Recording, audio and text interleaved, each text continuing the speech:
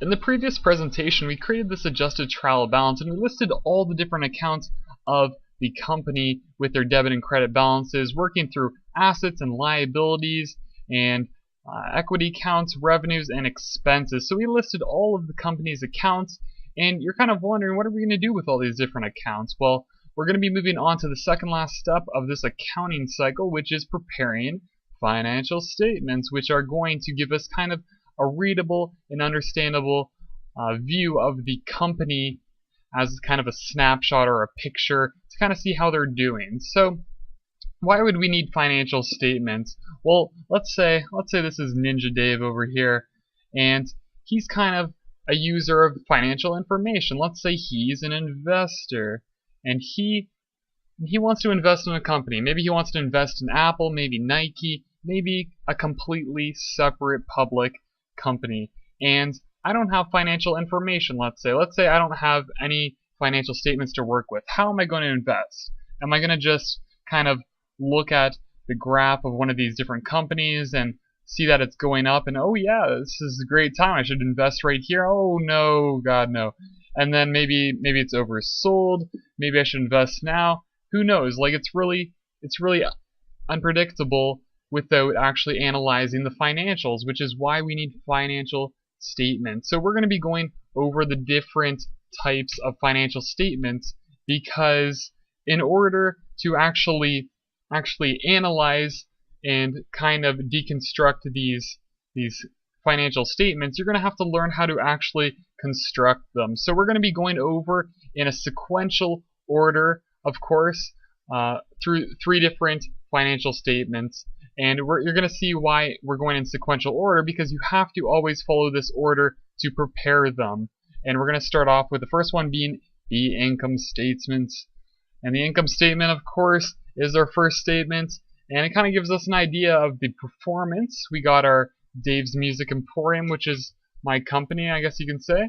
And we have an income statement year ended December 31st, 2012, because that's the end of our fiscal period. And the income statement gives us kind of an idea of how we're doing as a company for the year, because it gives us an idea of the performance. Because we have revenues, we have expenses, and we have profit or net income. And the way I constructed this was just by taking these accounts right here. We have our revenues and our expenses. So we've just transposed all of these accounts and created this financial statement. We've brought over revenue 2610, which is right there. Over here, we've lined up our expenses, listed them all underneath.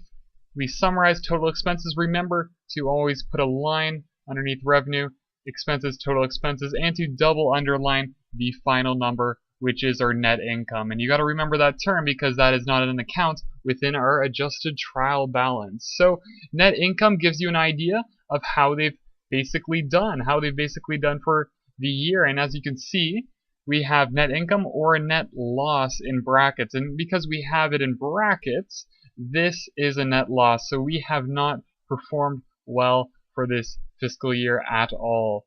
So now that we have the net loss for our company, we can actually carry this number over and work on our second financial statement, which is going to be retained earnings, because we need that net income number in order to prepare this statement, which is why I said they always go in order.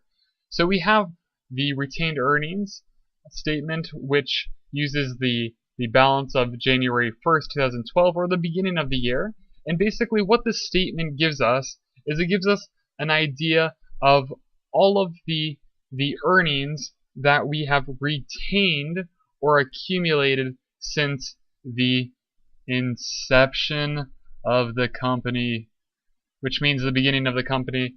And we just continuously add each year's net income or the net loss, and this will give us a new retained earnings number. So as you can see, I've just added the net income or the net loss, and of course we're going to subtract a loss, which is going to give us a amount which is a retained earnings amount which is negative, which is actually going to be called something which is known as a deficit, because if retained earnings is negative, it's going to be called a deficit. And the point of the retained earnings statement is just to kind of look at the accumulated earnings and kind of seeing if we've paid out any earnings to shareholders, because what I haven't added in this example is I haven't said that we've subtracted any dividends, because this is also what you can include in a retained earnings statement if you look at one of a company, because dividends are an outflow of earnings from a company. So that's our retained earnings statement. And of course the reason why this is the second statement is because we needed that net income figure. And the final one is going to be the balance sheet. Well, the third one we're going to cover, there's actually 4 or 5 financial statements, but we're only going to be covering 3 in this tutorial. I don't want to make it too long. And what we're going to start off with is, of course, assets, which is our first part of our balance sheet. And we're going to just transfer all of those different assets, which I have right. Let me just create a new layer, which we have right on this left side. So these are all assets. Of course, this one is a contra asset, but it still goes in the asset section. And I've listed them all here. And as you can see, our total assets are $606,900. And what this basically shows us, the balance sheet, is that it gives us an idea of the financial position of the company. So kind of like, what assets do we have? And of course, it's going to show us our liabilities, which show us any debts that we have outstanding, like accounts payable or notes payable, listed right here. Any revenue that we're going to earn in the future, some salaries that we're going to pay soon. And if I move it up even further, you're going to see the equity part. Let me actually get rid of this for a second over on here on the left side. I'm just going to, can't remember which layer I created all this stuff on. There we go. And I'm just going to shrink this down so that you can see the equity portion. Hopefully you can still see everything. I know we got HD 1080p, so you should be able to see everything.